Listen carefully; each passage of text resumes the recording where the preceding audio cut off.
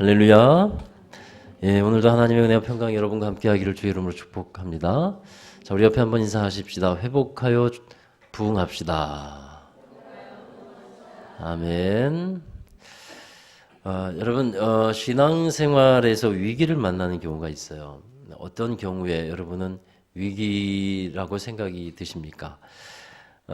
사람들이 이것이 위기다라고 생각하는 것은 대개는 우리 사람들에게 생활과 연관이 많이 되어 있는 것 같습니다. 경제적으로 어려움이 올 때 이게 위기다라고 생각을 해요. 또 건강이 안 좋아지면 위기가 왔다라고 생각을 합니다. 또 내 뜻대로 일이 잘 안 될 때 그때 이것이 위기다라고 생각을 하게 됩니다. 그러나 여러분, 진짜 위기는 거기 있지 않습니다.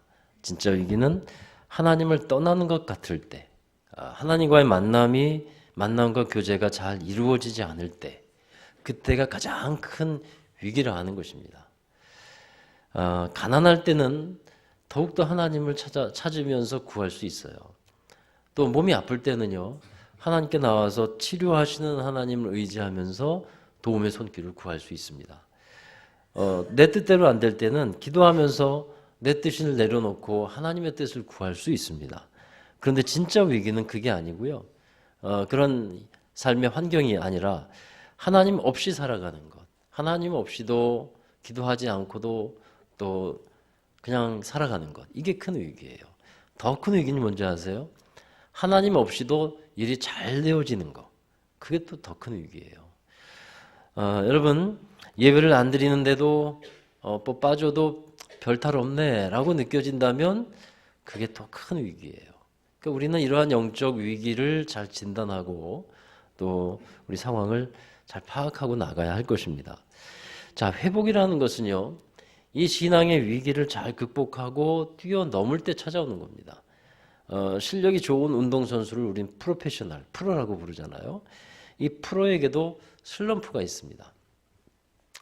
근데 이 슬럼프는 불현듯 찾아옵니다. 갑자기 찾아와요. 근데 이 프로와 아마추어의 차이는 뭐냐 하면 이 찾아오는 슬럼프를 어떻게 극복하느냐. 그러니까 프로는 슬럼프를 잘 극복해요. 잘 넘어가요. 그러나 아마추어는 슬럼프가 오면 그냥 주저앉아 버려요. 자, 이런 차이가 있다 하는 겁니다. 여러분, 실력 있는 신앙이 될 수 있기를 주의 이름으로 축원합니다.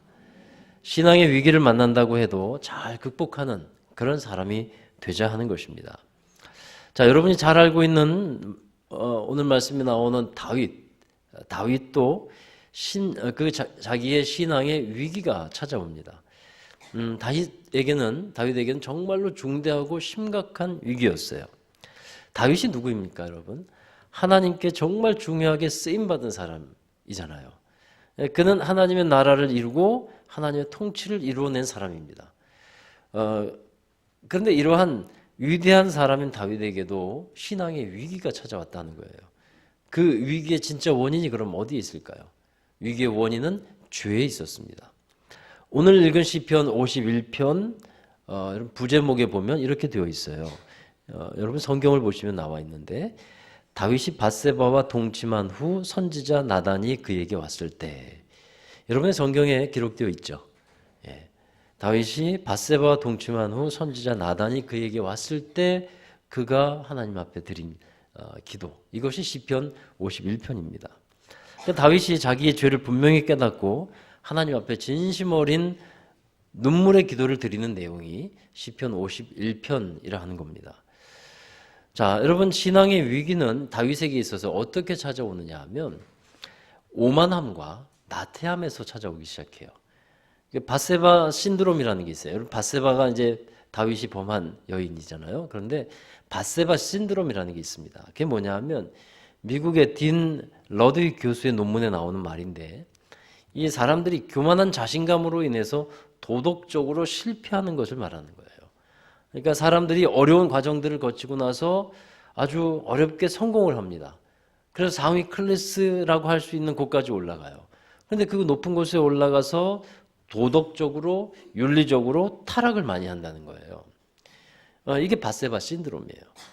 다윗이 밧세바를 이제 범하게 되는 것도 보십시오. 그때가 언제이냐 하면 사무엘하 11장에 보면 그 내용이 잘 나와 있는데, 이스라엘이 암몬이라고 하는 나라와 전쟁을 벌이고 있는 상황이에요. 전쟁 중에 이러한 일이 벌어집니다. 그런데 사무엘하 11장 2절에 보면 이렇게 기록이 되어 있어요. 자, 같이 읽어봅니다. 저녁 때에 다윗이 그의 침상에서 일어나 왕궁 옥상에 거닐다가 그곳에서 보니 한 여인이 목욕을 하는데 심히 아름다워 보이는지라. 자, 때가 어느 때라고 하고 있냐 하면 저녁이 되었을 때, 그때 침상에서 일어났다라고 말하고 있습니다. 그러니까 뭐 했다는 거예요? 그동안 낮잠 잤다는 거예요. 낮잠을 잤습니다. 낮잠을 자고 일어났어요. 그리고 일어나서 이제 옥상을 거닐다 보니까 밧세바라는 여인이 목욕하는 것을 보고 욕정이 일어나게 되는 겁니다. 낮잠을 자고 일어나 보니까. 여러분, 사람이 이게 다윗이 낮잠을 잤다는 것이 그리 큰 문제는 아니에요. 낮잠도 잘 수 있죠.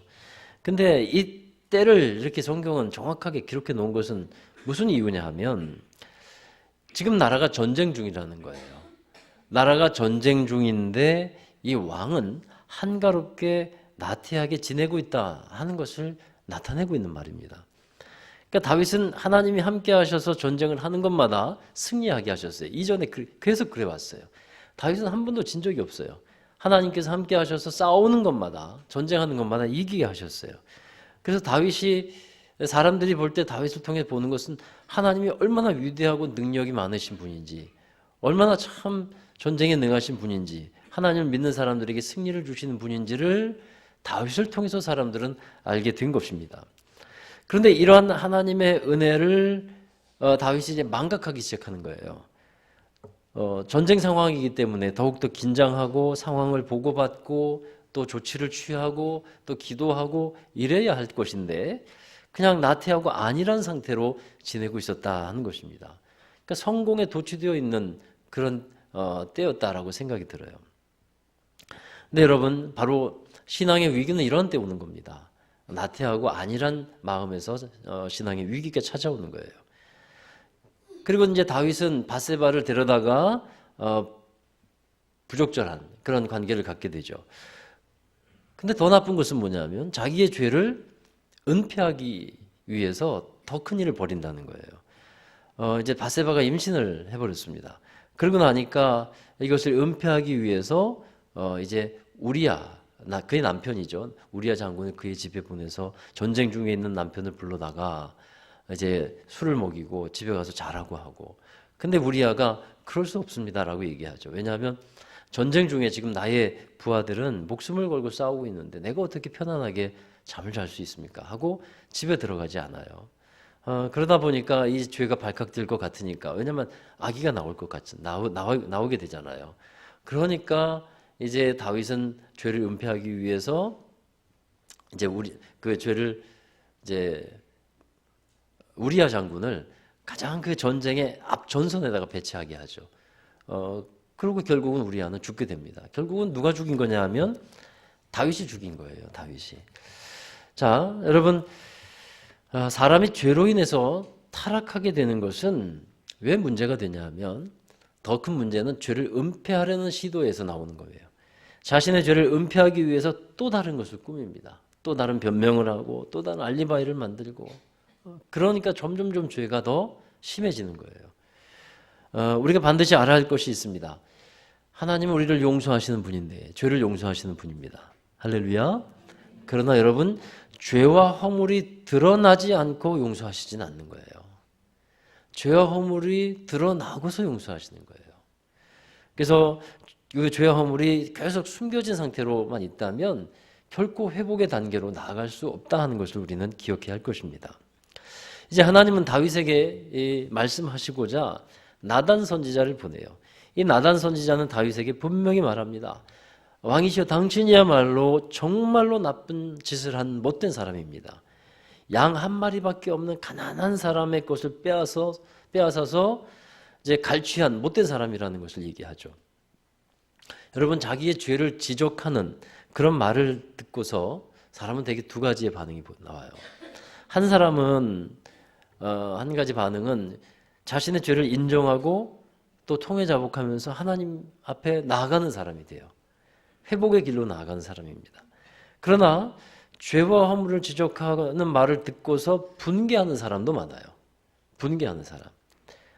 그런 경우는 결단코 영적 회복과는 거리가 멉니다. 이제 사도행전에 보면 그 내용이 또 잘 나와 있는데 베드로가 설교를 했을 때 회개한 사람들은 하나님 앞에 용서받은 사람들은 그 말씀에 마음에 찔림을 받잖아요. 근데 사도행전 7장에 보면 스데반 집사가 유대인들 앞에서 그들의 죄를 얘기하면서 설교하면서 얘기를 했는데 그들은 마음에 찔림을 받고서 분했다라고 기록하고 있어요. 화를 냈다는 거죠. 그게 두 가지로 잘 나누어지게 돼 있어요. 하나님의 귀한 뜻을 이루어가고 또 회복하는 사람은 하나님의 말씀 또 내 죄를 또 지적하시는 말씀이 있다면 그것을 가지고 분개하는 게 아니라 찔림을 받고 하나님께 사랑으로 나아가는 그런 사람인 줄로 믿습니다. 그런 사람 되시기를 주의 이름으로 축원합니다.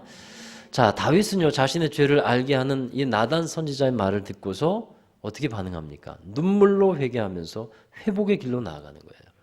그리고 이제 시편 51편의 기도를 하나님께 드리게 됩니다.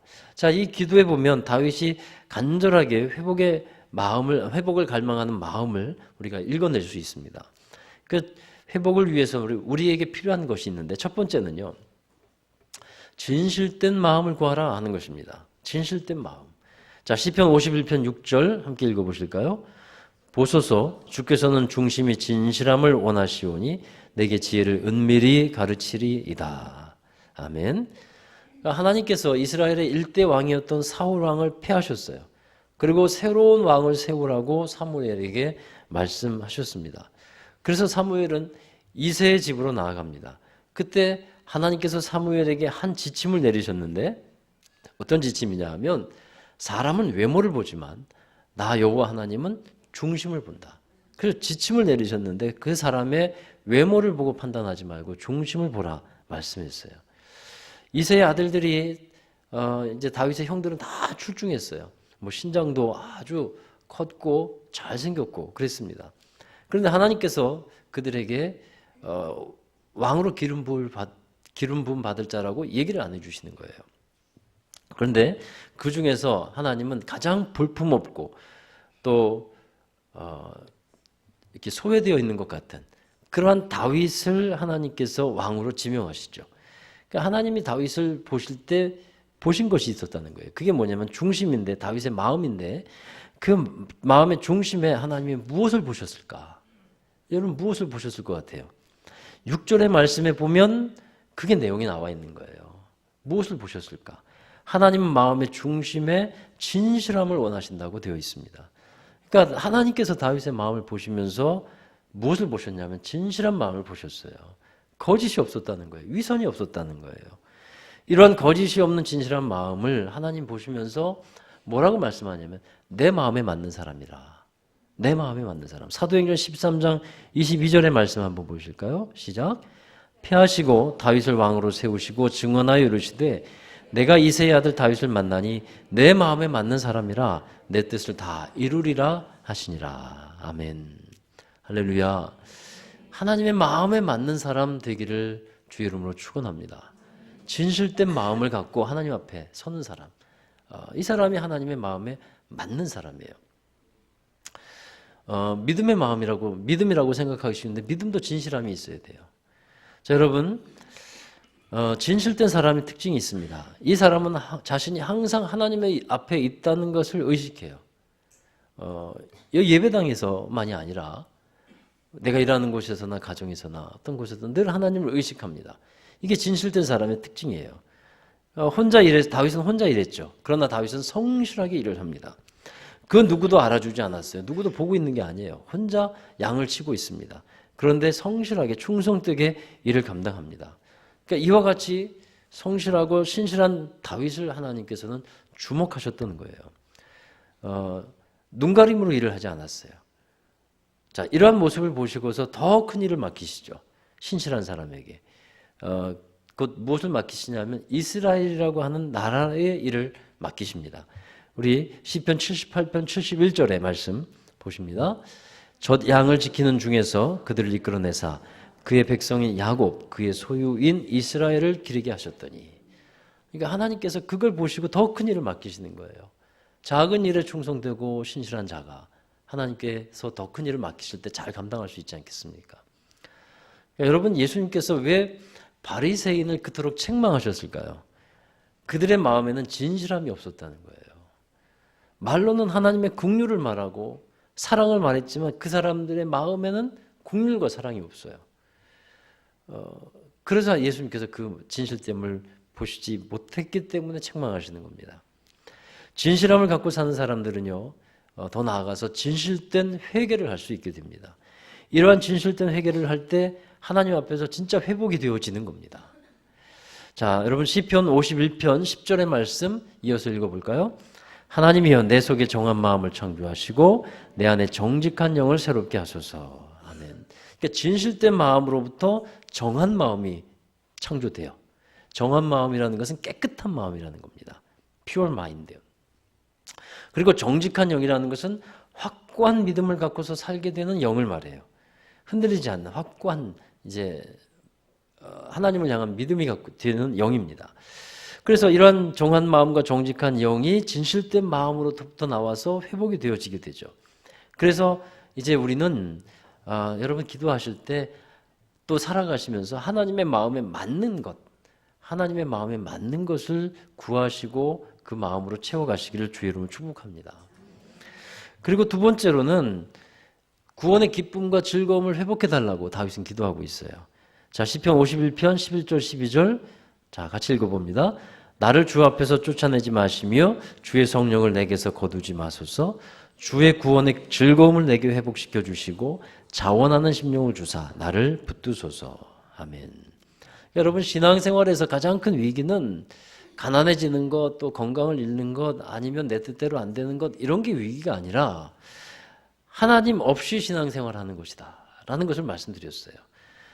지금 다윗은 그 위기를 느끼는 거예요. 다윗에게 있어서 가장 두렵고 가장 견디기 힘든 것이 무엇이겠습니까? 여러분 그것은 성령께서 혹은 하나님께서 자신을 떠나가는 거예요. 하나님이 함께 하시지 않는 것, 그게 다윗에게는 가장 큰 두려움이었다 하는 겁니다. 이스라엘의 일대 왕인 사울 왕은 하나님으로부터 버림받아요. 엄밀히 말하면 사울 왕이 버림받을 일을 합니다. 계속 불순종하고 하나님의 영광을 자신이 가로채 버리죠. 그래서 하나님이 사울을 버렸다고 이제 말씀합니다. 하나님이 사울 왕과 함께 하지 않으니까 그의 인생은 그때부터 곤두박질치기 시작해요. 여러분 하나님이 떠난 자리에 그냥 빈 공간으로 남아있지 않습니다. 하나님이 떠난 그 자리에 어떻게 됐냐 하면 악신이 들어왔다 그랬어요. 그러니까 사단이 그 하나님의 자리를 대신 차지하게 돼요. 그러면서 그는 미치광이처럼 행동을 하고 횡설수설 말을 하고 자기의 본분과 사명을 잃어버리고 남은 생애 동안 다윗을 죽이려고 그렇게 쫓아다니는 거예요. 온 시간을 그렇게 허비하는 겁니다. 하나님께서 맡겨주신 일이 있는데 그 일은 팽개쳐두고 그냥 엉뚱한 일만 하고 있는 거죠. 자, 그러나 다윗은 어떻습니까? 하나님이 함께 하시는 것이 얼마나 좋은 것인지, 얼마나 행복하고 얼마나 놀라운 능력인지를 깨닫고 경험을 하는 거예요. 그가 도망자의 신세에서 광야의 굴 속에 들어갑니다. 근데 그곳에서도 그는 하나님과 함께 있을 때 행복했어요. 쫓겨다니는 도망자니까 어떤 인생의 위기잖아요. 근데 다윗은 그곳에서 하나님과 함께함으로 위기로 여기지 않았다는 겁니다. 또 하나님이 지켜주셨고 승리할 수 있도록 도와주신 것을 너무도 잘 알고 있었습니다. 그런데 지금 자기가 밧세바를 범한 이후로 인해서 또 우리아 장군을 죽인 이후에 자기의 죄로 인해서 느껴지는 게 뭐냐 하면 하나님이 자신을 버릴 것 같은 두려움과 공포예요. 이게 가장 큰 두려움이었다는 거예요. 여러분 이것을 다윗이 가장 두려워하고 힘들어했는데 하나님의 부재, 우리가 이것의 심각성을 깨달아 알아야겠습니다.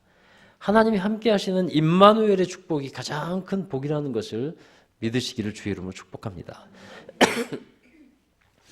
그 다음에 세 번째로는요, 어떻게 회복하냐 하면 예배를 통한 교제와 소통을 회복해야 되는 거예요. 자, 다윗이 12절에서 주의 구원의 즐거움과 자원하는 심령을 회복하기를 기도하고 있습니다. 자, 여러분 왜 이 구원의 기쁨과 즐거움을 사람들이 잃어버릴까요? 그것은 하나님과의 교제와 소통이 잘 안 되기 때문에 잃어버리는 거예요. 예배를 드려도 답답하고 기쁨이 없는 사람이 있을 거예요. 왜 그럴까요? 목사가 설교하는 이 말씀이 매번 그렇고 그런 거기 때문에 그래서 답답하고 막 소통이 안 되고 이런 게 아닐 거라고 생각해요. 진짜 그런가요? 자, 여러분, 아니면 주변에 다른 사람들 때문에 그렇습니까? 그래서 답답하십니까? 이번에 며칠 전에 그 연예인 중에 설리죠? 설리라고 하는 연예인이 자살을 하는 안타까운 일이 있었어요. 그 아이는 25살밖에 되지 않았습니다. 본명이 최진리예요. 최진리. 그 이름에서 느껴지는 것이 있듯이 이 설리는 기독교 가정에서 태어났어요. 어릴 때부터 하나님을 믿는 교회를 다니는 아이였습니다. 근데 어린 시절부터 연기를 하게 되면서 문제가 좀 발생한 게 너무 일찍 스타가 됐어요. 그리고 자유분방한 삶을 표방하면서 살았습니다. 그러한 자유로운 삶과 개성 있는 삶에 사람들이 많이 응원을 보냈죠. 많은 지지를 보냈습니다. 반면에 설리를 모욕하거나 반대하면서 악성 댓글을 다는 사람들도 많았다고 합니다. 그러니까 뉴스에 보면 이 악성 댓글이 설리를 죽음으로 몰아갔다 하는 기사들이 많이 나옵니다. 그런데 저는 생각이 좀 달라요. 사실 그렇다기보다는 그 내면에 있었던 우울함과 괴로움, 이것이 문제였어요. 재작년쯤에 제가 알고 있는 한 목사님이 이런 얘기 하시더라고요. 그 교회로 최진리, 그러니까 설리가 찾아왔대요. 찾아와서 예배를 드리게 되고 이제 상담을 했는데 그 자기의 속에 있는 그 괴로움과 허무함과 슬픔과 우울함, 이것을 상담하는 거예요. 그래서 어떻게 했으면 좋겠습니까, 목사님? 너무 일찍 스타가 됐어요. 너무 세상에 영광을 너무 일찍 맛봤어요. 그래 보니까 이 연예인이라는 게 인기를 먹고 살잖아요. 그 공허함이라는 게 말할 수 없이 찾아들거든요. 삶의 참된 의미를 갈망하고 있었다고 해요. 그래서 그 목사님이 그럼 우리 예배 잘 드립시다. 그리고 교회에서 1:1 양육 좀 받읍시다. 그렇게까지 얘기하는 것만 들었어요. 자, 여러분, 그 내면의 문제들이 그 답답함이 해결되지 않았을 것이라는 생각을 저는 해요. 그렇습니다, 여러분. 우리 안에 이 마음이 해결되지 않으면 구원의 기쁨과 즐거움을 회복할 수 없는 겁니다. 신앙생활은 또 자원하는 마음으로 하는 것인데 이 12절에서도 그 말씀하고 있잖아요. 그러면 이 자원하는 마음도 어떻게 일어나야 되는 거예요? 구원의 기쁨과 즐거움이 있을 때 자원하는 마음이 일어나는 겁니다. 그것은 참된 예배로서 되어지는 것이죠. 참된 예배 가운데 있는 하나님과의 소통이 있을 때 우리 마음에 그것이 일어나게 되는 것입니다. 형식적인 예배로는 되지 않습니다. 단지 예배의 자리에 앉아있는 것만으로 이루어지지 않습니다. 여러분 시편 51편 16절의 말씀 이어서 한번 읽어볼까요? 주께서는 제사를 기뻐하지 아니하시나니 그렇지 아니하면 내가 드렸을 것이라 주는 번제를 기뻐하지 아니하시나이다. 말씀에 보면 하나님이 제사와 번제를 기뻐하지 아니하신다고 되어 있어요. 이게 무슨 말이에요? 이 한 구절만 보면 이해가 되지 않을 거예요. 근데 그 다음 구절을 보면 그 이유를 알 수 있어요. 자, 시편 51편 17절 이어서 읽습니다. 하나님께서 구하시는 제사는 상한 심령이라 하나님이여 상하고 통회하는 마음을 주께서 멸시하지 아니하시리라. 그러니까 상한 심령으로 하나님께 예배하는 것, 이것을 하나님은 기뻐 받으신다는 겁니다. 아프고 힘들고 깨어진 마음, 이러한 영의 상태, 사실 이게 상한 심령이에요. 어떤 사람들은 마음이 상하면 예배를 드리지 않습니다. 섭섭하면 예배를 안 드립니다. 속상하면 교회 안 나옵니다. 괴로워서 예배 안 드립니다. 그러나 그게 아니라는 거죠. 상한 마음, 섭섭한 마음, 속상한 마음, 괴로운 마음을 하나님께 갖고 나와서 하나님 앞에서 예배하라는 거예요. 수고하고 무거운 짐진 자들을 예수님께 오면 예수님께서 쉼을 주신다고 말씀했는데 그러한 예배가 되어져야 된다는 것입니다.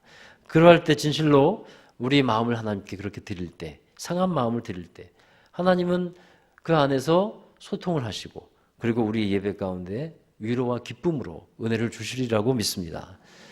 어떤 사람은 교회에 못 오는 이유를 이렇게 말합니다. 죄 지은 게 너무 많아서요. 근데 여러분 그 말은요, 그 죄 때문에 자기의 마음이 많이 상해 있다는 거예요. 그러나 하나님은 그 상한 심령의 제사를 기뻐하신다는 것을 꼭 기억해야 할 것입니다. 여러분 이렇게 생각해 보십시오. 우리 어른 성도들, 여러분의 자녀들이 심각한 고민을 안고서 살아가고 있어요. 학교에서 오는 거 보고 직장에서 돌아오는 거 보니까 얼굴에 수심이 가득해요. 근데 말은 안 해.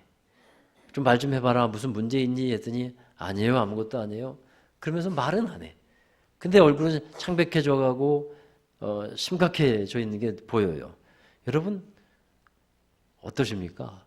그런 아들을 볼 때 어떤 마음이 드실까요? 근데 이 아들, 딸이 어느 날 엄마 아빠한테 와서 엄마 아빠 드릴 말씀이 있어요 하면서 내게 이러한 고민이 있어요. 이런 아픔이 있어요. 얘기를 한다면 여러분 어떤 마음이 또 드실까요? 그래요. 혼내실까요? 고맙지 않으세요? 그래 얘기해줘서 고마워. 우리 하나님 앞에 나올 때도 똑같은 거예요. 속상하고 괴롭고 힘들고 또 아프고 이런 마음들이 있다면 하나님께 나와서 얘기하는 거예요. 하나님께 나와서 말씀드리는 겁니다. 그게 하나님께서 기뻐하시는 제사이기 때문에 그렇습니다. 자, 여러분 우리가 하나님을 아버지라고 부르고 있습니다. 아버지는 늘 품어주시고 또 위로하시고 말씀해 주시고 다시 회복해 주시는 분이에요. 내 아버지가 나를 맨날 혼냈기 때문에 우리 아버지 하나님도 맨날 혼내신다고 생각하시면 안 돼요. 하나님은 사랑으로 말씀해 주시고 위로해 주시는 분입니다. 자, 여러분 다윗의 마음을 하나님이 기쁘게 여기셨어요. 그리고 큰 은혜를 주셨습니다. 근데 그런 일 중에 하나가 뭐냐 하면 다윗은 하나님과 더 교제하고 싶었어요. 더 가까이 있고 싶었어요. 그래서 이 다윗의 마음이 참 예쁜 것은요. 하나님의 임재를 상징하는 언약궤를 다윗성으로 모시고 들여오는 거. 그 일을 했잖아요. 이게 다윗의 그 마음이 거기에 행동에서 드러나는 겁니다. 그리고 하나님의 은혜에 감사해서 하나님의 집, 성전을 멋지게 지어드리고 싶었어요. 다윗이 하나님의 성전을 짓고자 하는 것을 하나님은 허락지 않고 그 아들 솔로몬에게 허락하셨지만 그 진실된 그 마음만은 받으셨어요. 그래서 다윗이 하나님의 집을 지어드리고자 했는데 그것 때문에 하나님이 다윗의 집, 다윗의 인생을 세우시겠다. 그렇게 말씀하고 있어요. 저는 이 구절을 너무 좋아해요. 그러니까 내가 내 인생을 세우는 게 아니라 하나님께서 내 인생, 나의 집을 세워가신다고 하는 이 말씀이 너무도 저는 좋습니다. 근데 그것이 어떻게 나타나냐면 다윗이 하나님의 집을 세워드리려고 했더니 그 마음의 진실함을 하나님께 드렸더니 하나님께서 다윗의 인생을 책임지시고 세워주시더라 하는 겁니다. 저와 여러분에게도 이 하나님의 은혜의 법칙은 동일하게 작용하는 것임을 믿으시기를 바랍니다. 우리가 하나님을 위해서 일하면 하나님께서 우리에게 복을 주셔서 더 견고케 하시고 하나님을 위해 쓰임받게 하여 주실 것을 믿습니다. 자, 여러분 말씀을 정리합니다. 다윗이 신앙의 위기를 만났을 때 어떻게 그 위기를 극복하게 되었는지 말씀드렸습니다. 진실된 마음의 회개로 또 정한 마음과 정직한 영으로 그리고 상한 심령의 제사를 통한 교제와 소통으로 다윗은 회복을 이루어 갔다는 거예요.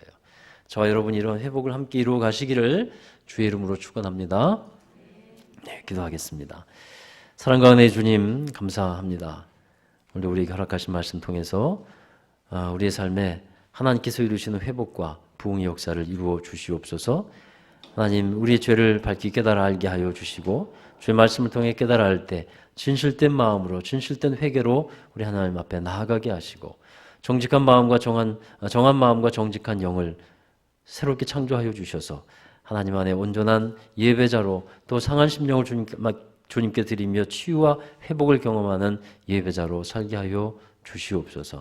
함께 하심을 믿고 감사하며 예수 그리스도의 이름으로 기도하옵나이다. 아멘. 할렐루야.